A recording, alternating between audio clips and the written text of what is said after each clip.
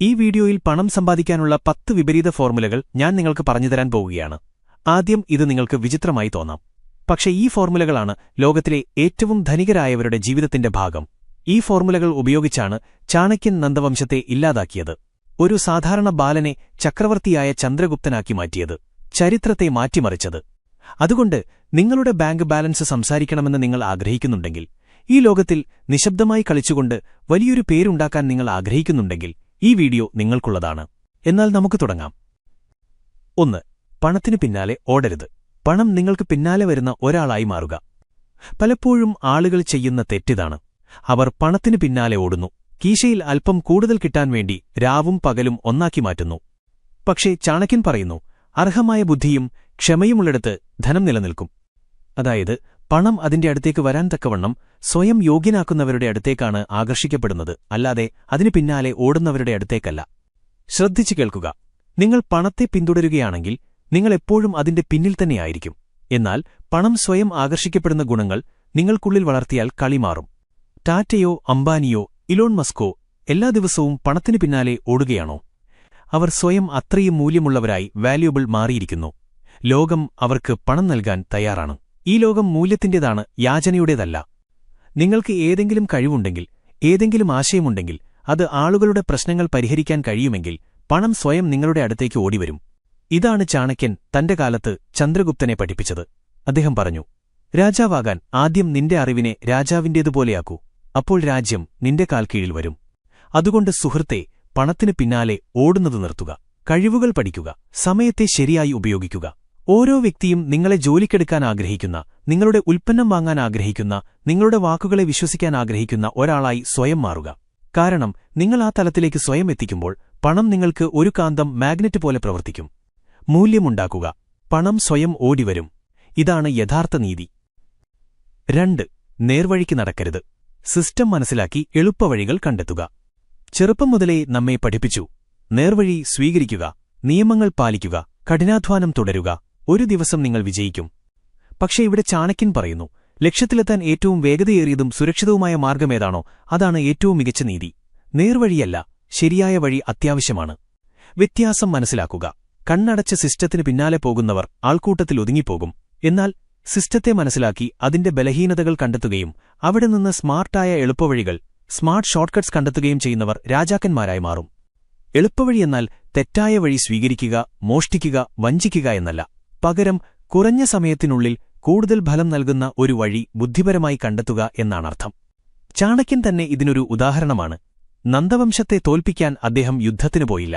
പകരം തന്റെ ശിഷ്യനായ ചന്ദ്രഗുപ്തനെ സജ്ജനാക്കി രാഷ്ട്രീയ തന്ത്രങ്ങളിലൂടെയും ബുദ്ധിയിലൂടെയും ഒരു കുറുക്കുവഴി കണ്ടെത്തി അധികാരം പിടിച്ചെടുത്തു. ഇന്നത്തെ കാലത്തും ഇത് ബാധകമാണ്. ലക്ഷക്കണക്കിന് ആളുകൾ ജോലിക്കായി വരി നിൽക്കുന്നു, ഡിഗ്രികൾക്കു പിന്നാലെ, കോച്ചിങ്ങിനു പിന്നാലെ, പരീക്ഷകൾക്കു പിന്നാലെ. എന്നാൽ ചില ആളുകൾ അതേ സിസ്റ്റം മനസ്സിലാക്കി ഒരു പുതിയ വഴിയുണ്ടാക്കുന്നു.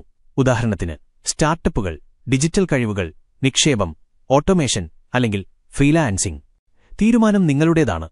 ആൾക്കൂട്ടവും മത്സരവും പോരാട്ടവുമുള്ള നേർവഴിയിൽ നിങ്ങൾ നിൽക്കാനാണോ ആഗ്രഹിക്കുന്നത്, അതോ ബുദ്ധിയും ചാണക്യനീതിയും യഥാർത്ഥ സമ്പന്നതയുമുള്ള വളഞ്ഞ വഴി സ്വീകരിക്കാനാണോ? ലോകം നേർവഴിക്ക് നടക്കുന്നു. ബുദ്ധിമാന്മാർ സിസ്റ്റത്തിന്റെ തലച്ചോറിൽ കടന്ന് കളിമാറ്റുന്നു. ഇതാണ് യഥാർത്ഥ ചാണക്യനീതി. 3. കൂടുതൽ കഠിനാധ്വാനമല്ല, കൂടുതൽ ബുദ്ധി ഉപയോഗിക്കുക. ചെറുപ്പം മുതലേ നമ്മെ പഠിപ്പിച്ച ഒരു കാര്യമുണ്ട്, കഠിനാധ്വാനം വിജയത്തിന്റെ താക്കോലാണ്. പക്ഷേ ചാണക്യൻ ഇതിനെ പൂർണ്ണമായി അംഗീകരിക്കുന്നില്ല.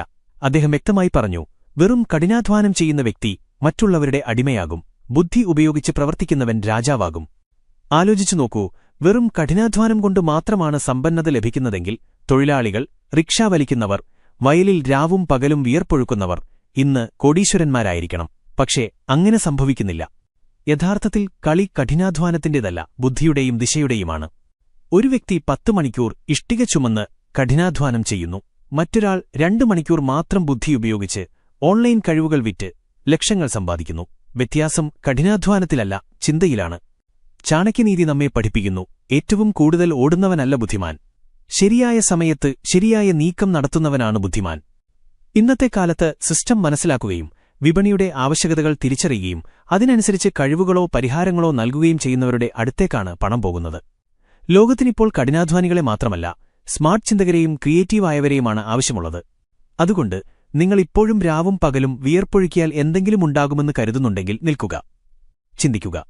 സ്വയം ചോദിക്കുക, ഞാൻ കഠിനാധ്വാനത്തോടൊപ്പം ബുദ്ധിയും ഉപയോഗിക്കുന്നുണ്ടോ? ഇല്ലെങ്കിൽ ഇന്നുമുതൽ നിങ്ങളുടെ ചിന്തയെ ചാണക്യനെപ്പോലെ മൂർച്ചയുള്ളതാക്കുക. ഓരോ ജോലിക്കു മുമ്പുള്ള ആസൂത്രണം, ഓരോ കഠിനാധ്വാനത്തിനു മുമ്പുള്ള തന്ത്രം, ഓരോ തീരുമാനത്തിനും മുമ്പുള്ള ബുദ്ധി. കാരണം ഇന്നത്തെ ലോകത്ത് തലച്ചോർ ഉപയോഗിക്കുന്നവനാണ് ബോസാകുന്നത്.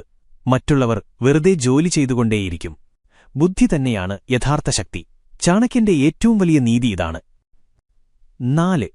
കുറച്ചു മാത്രം കാണിക്കുക, കൂടുതൽ സമ്പാദിക്കുക. ഇന്നത്തെ ലോകം പ്രകടനത്തിൽ ഭ്രമിച്ചിരിക്കുകയാണ്. ആളുകൾ ഇൻസ്റ്റാഗ്രാമിൽ ജീവിതം കാണിക്കുന്നു, പക്ഷേ യഥാർത്ഥ ജീവിതത്തിൽ കടത്തിന്റെ തവണകൾ അടയ്ക്കുന്നു. വലിയ കാർ, ബ്രാൻഡഡ് വസ്ത്രങ്ങൾ, ഫാൻസി റീലുകൾ, ഉള്ളിലൊഴിഞ്ഞ കീശ. പക്ഷേ ചാണക്യൻ പറയുന്നു, ധനം, ശക്തി, പദ്ധതി ഈ മൂന്നും രഹസ്യമായിരിക്കുമ്പോൾ മാത്രമേ ഫലപ്രദമാകൂ. അതായത് യഥാർത്ഥ സമ്പന്നത എന്നത് കാണുന്നതല്ല, അത് ഫലമുണ്ടാക്കുന്നതാണ്. സ്വയം ആലോചിച്ചു നോക്കൂ, ഫലം നൽകുന്ന ഒരു മരം കുനിഞ്ഞു നിൽക്കുകയാണോ അതോ അഹങ്കാരത്തോടെ നിവർന്നു നിൽക്കുകയാണോ? ഉത്തരം വ്യക്തമാണ്. യഥാർത്ഥ ശക്തി എപ്പോഴും ശാന്തമായിരിക്കും. ഇന്ന് ഏറ്റവും കൂടുതൽ പണം സമ്പാദിക്കുന്നവരെ നിങ്ങൾ കാണുന്നില്ല. അവർ തിളങ്ങുന്നില്ല, ബഹളമുണ്ടാക്കുന്നില്ല, പ്രകടിപ്പിക്കുന്നില്ല. അവർ നിശബ്ദമായി സമ്പാദിക്കുന്നു, ബുദ്ധിപരമായി നിക്ഷേപിക്കുന്നു, നിശബ്ദമായി വിജയത്തെ ആസ്വദിക്കുന്നു. മറ്റൊരു വശത്ത് എല്ലാം കാണിക്കുന്ന ആളുകൾ, പുതിയ ബൈക്ക്, പുതിയ ഫോൺ, പുതിയ വസ്ത്രങ്ങൾ. അവർ പലപ്പോഴും അകത്ത് ശൂന്യരായിരിക്കും, വെറും ബാഹ്യപ്രകടനത്തിൽ മുഴുകിയിരിക്കും. ചാണക്യൻ പറയുന്നു, ധനം പ്രദർശിപ്പിക്കുന്നത് മണ്ടത്തരമാണ്, ധനികനാകാനുള്ള വഴിയിലെ ഏറ്റവും വലിയ തടസ്സവുമാണ്. നിങ്ങൾ നിങ്ങളുടെ പണത്തെയും നീക്കങ്ങളെയും പുരോഗതിയെയും കുറിച്ച് നിശബ്ദത പാലിക്കുമ്പോൾ നിങ്ങൾ ദൃഷ്ടിയിൽ നിന്നും അസൂയയിൽ നിന്നും രക്ഷപ്പെടുന്നു, ഒപ്പം യഥാർത്ഥ കളി നിയന്ത്രിക്കുകയും ചെയ്യുന്നു. ഒരു യഥാർത്ഥ ധനികൻ അവൻ ആഗ്രഹിക്കുന്നതുവരെ പുറത്തുവരില്ല. അവൻ വരുമ്പോൾ ലോകം അവനെ സല്യൂട്ട് ചെയ്യും. അതുകൊണ്ട് ഓർക്കുക സുഹൃത്തെ, കുറച്ച് കാണിക്കുക, കൂടുതൽ സമ്പാദിക്കുക. ഇതാണ് ചാണക്യന്റെ യഥാർത്ഥ നീക്കം. 5. കൂടുതൽ സൗഹൃദമല്ല, കൂടുതൽ ലാഭത്തെക്കുറിച്ച് ചിന്തിക്കുക. കേൾക്കാൻ ഈ കാര്യം അല്പം കൈപ്പേറിയതായി തോന്നാം, പക്ഷെ ചാണക്യൻ പണ്ടേ മനസ്സിലാക്കിയ ഒരു കൈപ്പുള്ള സത്യമാണിത്. അദ്ദേഹം പറഞ്ഞു, സങ്കടത്തിൽ കൂടെ നിൽക്കുന്നവനാണ് സുഹൃത്ത്, മറ്റുള്ളവരെല്ലാം സ്വാർത്ഥരാണ്. ഇപ്പോൾ ആലോചിച്ചു നോക്കൂ, നിങ്ങളുടെ ചുറ്റുമുള്ള എല്ലാ സുഹൃത്തുക്കളും ശരിക്കും നിങ്ങളുടെ നന്മയെക്കുറിച്ച് ചിന്തിക്കുന്നുണ്ടോ? നിങ്ങളുടെ വളർച്ചയിൽ, നിങ്ങളുടെ വരുമാനത്തിൽ, നിങ്ങളുടെ ലക്ഷ്യങ്ങളിൽ അവർ കൂടെ നിൽക്കുന്നുണ്ടോ? സത്യം പറഞ്ഞാൽ ഭൂരിഭാഗം ആളുകളും നിങ്ങളുടെ കൂടെയുണ്ടാകും. നിങ്ങൾ വില കുറഞ്ഞ ചായ കുടിക്കുമ്പോഴും, മണ്ടത്തരം പറയുമ്പോഴും, വെറുതെ സമയം കളയുമ്പോഴും. എന്നാൽ നിങ്ങൾ ഗൗരവമായ വളർച്ചയെക്കുറിച്ച് സംസാരിക്കാൻ തുടങ്ങുമ്പോൾ, പണം സമ്പാദിക്കുന്നതിനെക്കുറിച്ച്, സ്വയം മെച്ചപ്പെടുത്തുന്നതിനെക്കുറിച്ച്, ഉയരങ്ങളിലെത്താൻ ശ്രമിക്കുന്നതിനെക്കുറിച്ച് സംസാരിക്കുമ്പോൾ ഈ ആളുകൾ ഒന്നുകിൽ അകന്നുപോകും, അല്ലെങ്കിൽ പരിഹസിക്കാൻ തുടങ്ങും. ഇവിടെയാണ് ചാണക്യന്റെ ഈ നീതി പ്രയോഗിക്കേണ്ടത്. എല്ലാവരുമായി സൗഹൃദം സ്ഥാപിക്കരുത്. എല്ലാവരിൽ നിന്നും പ്രയോജനം നേടാനുള്ള കല പഠിക്കുക. ഇതിനർത്ഥം നിങ്ങൾ സ്വാർത്ഥനാകണം എന്നല്ല, നിങ്ങൾ ഒരു മണ്ടനാകരുത് എന്നാണർത്ഥം. നിങ്ങളുടെ സമയം, നിങ്ങളുടെ ഊർജ്ജം, നിങ്ങളുടെ ചിന്താഗതി ഇവയെല്ലാം വളരെ വിലപ്പെട്ടതാണ്. നിങ്ങളെ മുകളിലേക്ക് വലിക്കുന്നവരുടെ മേൽ മാത്രം ഇത് ചെലവഴിക്കുക, താഴേക്ക് വലിക്കുന്നവരുടെ മേലല്ല. ഓർക്കുക, വിജയിച്ച ആളുകൾ സുഹൃത്തുക്കളെ തെരഞ്ഞെടുക്കുകയല്ല, അവർ കൂടെയുള്ളവരെ തെരഞ്ഞെടുക്കുകയാണ് ചെയ്യുന്നത്. ലക്ഷ്യത്തിലേക്ക് നയിക്കുന്ന ഒരു കൂട്ട്. നിങ്ങൾ ധനികനാകണമെങ്കിൽ നിങ്ങളുടെ ചുറ്റുപാടുള്ള അന്തരീക്ഷത്തെ സമ്പന്നമാക്കണം. അത് സുഹൃത്തുക്കളായാലും ശീലങ്ങളായാലും ചിന്തകളായാലും. അതുകൊണ്ട് അടുത്ത തവണ ആരെങ്കിലും നിങ്ങളോട് നീ മാറിപ്പോയി എന്നു പറഞ്ഞാൽ പുഞ്ചിരിച്ചുകൊണ്ട് പറയുക, അതെ, കാരണം ഞാനിപ്പോൾ ചാണക്യനീതിയിലാണ് നടക്കുന്നത്. 6. പണം സമ്പാദിക്കുന്നതുകൊണ്ടല്ല സമ്പന്നത വരുന്നത്, അതിനെ ചലിപ്പിച്ച് വലുതാക്കുക. ചെറുപ്പം മുതലേ ഒരു കാര്യം നമ്മുടെ തലയിൽ കുത്തിവയ്ക്കപ്പെടുന്നു: പണം സമ്പാദിക്കുക, അതാണ് സമ്പന്നത. പക്ഷേ സത്യമിതാണ്, സമ്പാദിച്ചുവച്ച പണം കെട്ടിക്കിടക്കുന്നു. കെട്ടിക്കിടക്കുന്ന പണം ചീഞ്ഞളിയുന്നു. ഇതൊരു വെള്ളമല്ല, ടാങ്കിൽ സൂക്ഷിച്ചുവയ്ക്കാൻ. ഇതൊരു തീയാണ്, എത്ര കറങ്ങുന്നുവോ അത്രയും വേഗത്തിൽ അത് പടരും. ചാണക്യൻ ഇതിനെക്കുറിച്ച് പണ്ടേ പറഞ്ഞിരുന്നു, ധനം ഉപയോഗത്തിലായിരിക്കണം, അപ്പോൾ മാത്രമേ അത് വളരുകയുള്ളൂ, അല്ലാത്തപക്ഷം അത് നശിച്ചുപോകും. ഇന്നത്തെ കാലത്ത് ഈ കാര്യം മനസ്സിലാക്കുക. ആളുകൾ പണം സമ്പാദിക്കുന്നു, ബാങ്കിലെ FDയിലിടുന്നു, അല്ലെങ്കിൽ അക്കൗണ്ടിൽ വെറുതെ കിടക്കുന്നു. അതിനിടയിൽ പണപ്പെരുപ്പം, ഇൻഫ്ലേഷൻ, ആ പണത്തിന്റെ മൂല്യം ഓരോ വർഷവും വലിച്ചെടുക്കുന്നു. ഇന്ന് 100 രൂപയുടെ വിലയുള്ളത് 5 വർഷം കഴിഞ്ഞ് 70 രൂപയായി മാറും. എന്നാൽ ധനികർ എന്തു ചെയ്യുന്നു? അവർ പണം സമ്പാദിക്കുകയല്ല, നിക്ഷേപിക്കുകയാണ് ചെയ്യുന്നത്. ബിസിനസ്സിൽ, പുതിയ ആശയങ്ങളിൽ, കഴിവുകളിൽ, ഷെയർ മാർക്കറ്റിൽ, വസ്തുവകകളിൽ. അതായത് നിങ്ങൾ പണത്തെ ചലിപ്പിക്കുമ്പോൾ അത് പ്രവർത്തിക്കുന്നു. പണം ചലിപ്പിക്കാൻ പഠിക്കുന്ന വ്യക്തി കൂട്ടിച്ചേർക്കപ്പെട്ട ഫലത്തിന്റെ കമ്പൗണ്ട് എഫക്റ്റ് ഉടമയായി മാറുന്നു. ഓർക്കുക, അക്കൗണ്ടിൽ വെറുതെ കിടക്കുമ്പോൾ പണം ദരിദ്രനായിരിക്കും. അത് ചലിക്കാൻ തുടങ്ങുമ്പോൾ അത് പുതിയ പണത്തിന് ജന്മം നൽകുന്നു. ഒരു പാവപ്പെട്ടവനും ഒരു ധനികനും തമ്മിലുള്ള വ്യത്യാസം കാണുക. പാവപ്പെട്ടവൻ പണത്തെ സൂക്ഷിക്കുന്നു, ധനികൻ പണത്തെ ചലിപ്പിക്കുന്നു. നിങ്ങൾ തീരുമാനിക്കുക. നിങ്ങൾ അതിനെ പേടിച്ച് ഒളിപ്പിച്ചു വെക്കുമോ, അതോ ബുദ്ധി ഉപയോഗിച്ച് അതിനെ വർദ്ധിപ്പിക്കുമോ? ചാണക്യൻ പറയുന്നു, കൂടുതൽ ധനം കൊണ്ടുവരുന്നതാണ് ധനം, മറ്റെല്ലാം ഒരു തോന്നൽ മാത്രമാണ്. അതുകൊണ്ട് സുഹൃത്തെ, പണം സമ്പാദിക്കുന്ന ശീലമുപേക്ഷിച്ച് അതിനെ ഓടിക്കാൻ പഠിക്കുക. രാജാവ് സൈന്യത്തെ നയിക്കുന്നതുപോലെ. അപ്പോൾ മാത്രമേ യഥാർത്ഥ സമ്പന്നത വരൂ. 7. എല്ലാവരോടും നിങ്ങളുടെ നീക്കങ്ങൾ വെളിപ്പെടുത്തരുത്. ചാണക്യൻ പറയുന്നു, ആരാണ് തന്റെ തന്ത്രങ്ങൾ എല്ലാവർക്കും മുന്നിൽ തുറന്നുകാട്ടുന്നത്, അവൻ സ്വയം തന്റെ തോൽവിക്കുള്ള ഒരുക്കങ്ങൾ നടത്തുകയാണ്. ലോകത്തിലെ ഏറ്റവും വലിയ അപകടം നിങ്ങളുടെ നീക്കങ്ങൾ വെളിപ്പെടുത്തുന്നതാണ്. നിങ്ങളുടെ പദ്ധതി നിങ്ങൾ എല്ലാവർക്കും മുന്നിൽ വെക്കുമ്പോൾ ഒന്നുകിൽ ആളുകൾ നിങ്ങളെ തടയും, അല്ലെങ്കിൽ നിങ്ങളുടെ നേട്ടം മുതലെടുക്കും. ഒന്നാലോചിച്ചു നോക്കൂ, നിങ്ങളുടെ കാർഡുകൾ എല്ലാവർക്കും മുന്നിൽ തുറന്നിടുന്ന കളിക്കാരനാകാനാണോ നിങ്ങൾ ആഗ്രഹിക്കുന്നത്, അതോ നിശബ്ദമായി നീക്കം നടത്തി എല്ലാവരെയും ഞെട്ടിക്കുന്ന കളിക്കാരനാകാനോ? യഥാർത്ഥ കളിക്കാർ തങ്ങളുടെ നീക്കങ്ങൾ രഹസ്യമായി സൂക്ഷിക്കുന്നു. ശരിയായ സമയത്ത് മാത്രമേ അവർ ആ നീക്കങ്ങൾ പുറത്തെടുക്കുകയുള്ളൂ. ചാണക്യന്റെ രാഷ്ട്രീയത്തിലെ ഏറ്റവും വലിയ ശക്തി ഇതായിരുന്നു. അദ്ദേഹം തന്റെ പദ്ധതി ഒരിക്കലും മറ്റുള്ളവരോട് പൂർണ്ണമായി പറഞ്ഞിരുന്നില്ല. അദ്ദേഹത്തിന്റെ തന്ത്രം വളരെ രഹസ്യമായിരുന്നു. ചന്ദ്രഗുപ്തൻ എങ്ങനെയാണ് തങ്ങളുടെ അധികാരം പിടിച്ചെടുക്കുന്നതെന്ന് എതിരാളികൾക്കൊരിക്കലും മനസ്സിലാക്കാൻ കഴിഞ്ഞില്ല. ഇന്നത്തെ ജീവിതത്തിലും ഈ സത്യം ബാധകമാണ്. നിങ്ങളുടെ ബിസിനസ് പ്ലാനുകൾ, നിക്ഷേപതന്ത്രങ്ങൾ, അടുത്ത നീക്കം എന്നിവ എല്ലാവരോടും പറഞ്ഞാൽ ആരെങ്കിലും ആ വിവരങ്ങൾ മുതലെടുക്കുകയോ നിങ്ങളെ തടയാൻ ശ്രമിക്കുകയോ ചെയ്യും. അതുകൊണ്ട് നിങ്ങളുടെ വിജയഗാഥ സ്വയമുണ്ടാക്കുക. പക്ഷേ അതിനെ ലോകത്തിൽ നിന്ന് മറച്ചുവെക്കുക. അല്പം നിഗൂഢമായിരിക്കുക, അല്പം മൗനം പാലിക്കുക. നിങ്ങളുടെ പ്രവൃത്തികൾ കൊണ്ട് എല്ലാവരെയും ഞെട്ടിക്കുക. ഓർക്കുക, മൗനത്തിൽ പാകപ്പെടുന്ന കാര്യങ്ങളാണ് വിഭവങ്ങളായി മാറുന്നത്. അതുകൊണ്ട് സുഹൃത്തേ, നിങ്ങളുടെ മുഴുവൻ കഥയും എല്ലാവരോടും പറയരുത്. കാരണം ആരാണോ തന്റെ രഹസ്യങ്ങൾ സൂക്ഷിക്കുന്നത്, അവനാണ് യഥാർത്ഥ വിജയി. 8. എല്ലാവരെയും സന്തോഷിപ്പിക്കുന്നവൻ സ്വയം എപ്പോഴും ദുഃഖിതനായിരിക്കും. നിങ്ങൾക്ക് എന്തു തോന്നുന്നു?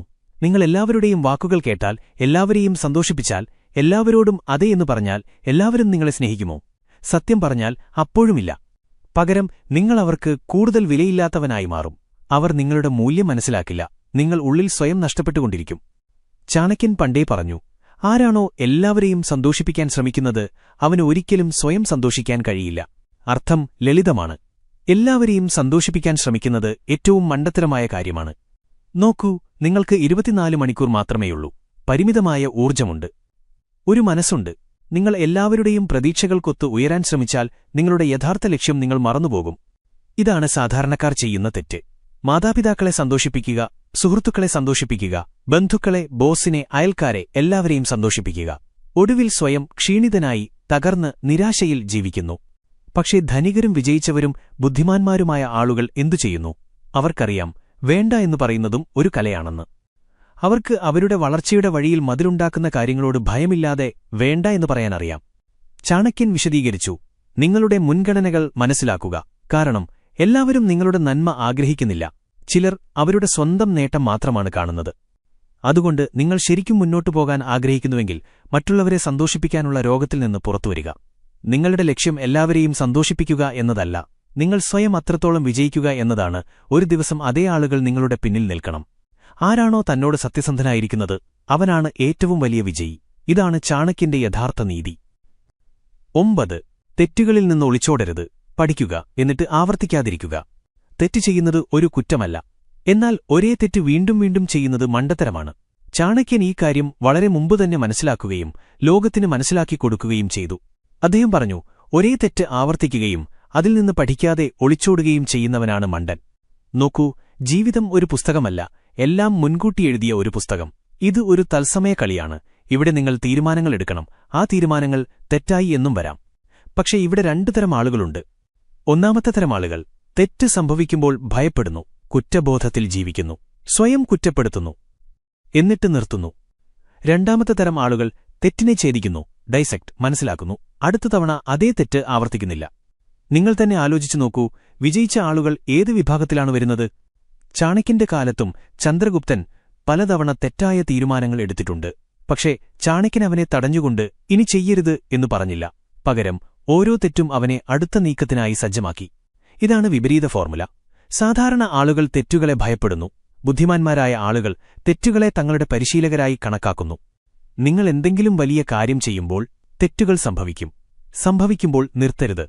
നിങ്ങൾ എവിടെയാണ് തെറ്റിയത് എന്ന് കണ്ടെത്തുക. ആ പാഠം മനസ്സിൽ ഉറപ്പിക്കുക. എന്നിട്ട് മുൻപോട്ടുള്ള വേഗത കൂട്ടുക. തോൽവി എന്നൊരു വാക്കില്ല. ഒരു പാഠം പഠിക്കുക, അല്ലെങ്കിൽ വിജയിക്കുക. ഇതാണ് ചാണക്യന്റെ മന്ത്രം. 10. റിസ്ക് എടുക്കാൻ ഭയപ്പെടരുത്. യഥാർത്ഥ പണം അവിടെയാണ്. എല്ലാം സുരക്ഷിതമാകുന്നതുവരെ കാത്തിരിക്കുകയാണെങ്കിൽ നിങ്ങൾക്കൊരിക്കലും വലിയൊരു കാര്യം ചെയ്യാൻ കഴിയില്ല. കാരണം റിസ്ക്കും പ്രതിഫലവും, റിസ്ക് ആൻഡ് റിവാർഡ് ഒരേ നാണയത്തിന്റെ രണ്ടു വശങ്ങളാണ്. ചാണക്യൻ പറഞ്ഞു, ആരാണ് അപകടങ്ങളെ ഭയപ്പെടുന്നത് അവനൊരിക്കലും മഹാനായിത്തീരാൻ കഴിയില്ല. ഈ കാര്യം ശ്രദ്ധയോടെ മനസ്സിലാക്കുക. സമ്പന്നതയുടെ മുഴുവൻ കളിയും, എല്ലാ വലിയ ബിസിനസ്സുകളും, എല്ലാ ചരിത്രവും റിസ്ക് കൊണ്ട് നിറഞ്ഞതാണ്. ചന്ദ്രഗുപ്തനെ രാജാവാക്കുക എന്നത് ചെറിയ റിസ്ക് ആയിരുന്നില്ല. നന്ദവംശവുമായി ഏറ്റുമുട്ടുക എന്നാൽ മരണത്തെ ക്ഷണിക്കുക എന്നായിരുന്നു അർത്ഥം. പക്ഷേ ചാണക്യൻ റിസ്ക് എടുത്തു, ആലോചിച്ചുകൊണ്ട്, തന്ത്രത്തോടെ. ഇന്നത്തെ കാലത്തും ഇതുതന്നെയാണ് നടക്കുന്നത്. റിസ്ക് എടുക്കാത്ത ആളുകൾ സുരക്ഷിതമായ ജോലികളിൽ കുടുങ്ങിക്കിടക്കുന്നു. ചെറിയ വരുമാനം നൽകുന്ന നിക്ഷേപങ്ങളിൽ കുടുങ്ങിക്കിടക്കുന്നു. ഓരോ ചുവടിലും ഭയക്കുന്നു. നഷ്ടം വന്നാലോ? ആളുകൾ ചിരിച്ചാലോ? എല്ലാം തകർന്നാലോ? ഈ ഭയത്തിൽ അവരുടെ ഏറ്റവും വിലപ്പെട്ട സമ്പത്ത്, സമയം നഷ്ടപ്പെടുന്നു. മറ്റൊരു വശത്ത് കണക്കുകൂട്ടിയ റിസ്ക് എടുക്കുന്ന ആളുകൾ, അവർ ഒന്നുകിൽ പഠിക്കുന്നു അല്ലെങ്കിൽ വിജയിക്കുന്നു. തോൽവിയെപ്പോലും അവർ മുതലെടുക്കുന്നു. കാരണം അവരുടെ മനസ്സ് അടുത്ത തലത്തിലാണ് ചിന്തിക്കുന്നത്. ഓർക്കുക, റിസ്ക് എടുക്കുക എന്നാൽ ഭ്രാന്തൻ പ്രവൃത്തി എന്നല്ല, മറിച്ച് ബുദ്ധിപരമായി പുതിയ വഴികൾ സ്വീകരിക്കുക എന്നാണ്. നിങ്ങൾ ധനികനാകണമെങ്കിൽ ഒരേയൊരു വഴിയേ ഉള്ളൂ: സുഖസൗകര്യങ്ങളുടെ മേഖലയിൽ നിന്ന് പുറത്തുവരിക. ഏത് വലിയ വ്യക്തിയായാലും, ബിസിനസ്സുകാരൻ, നേതാവ് അല്ലെങ്കിൽ നിക്ഷേപകൻ, എല്ലാവരും ഒരു ഘട്ടത്തിൽ റിസ്ക് എടുത്തിട്ടുണ്ട്. അതുകൊണ്ട് അടുത്ത തവണ മനസ്സ് ചെയ്യരുത്, ഭയക്കുന്നു എന്നു പറയുമ്പോൾ നിശബ്ദമായി പുഞ്ചിരിച്ചു. ഈ വീഡിയോ നിങ്ങൾക്ക് ഇഷ്ടമായി എന്ന് കരുതുന്നു. ഇഷ്ടമായെങ്കിൽ ഈ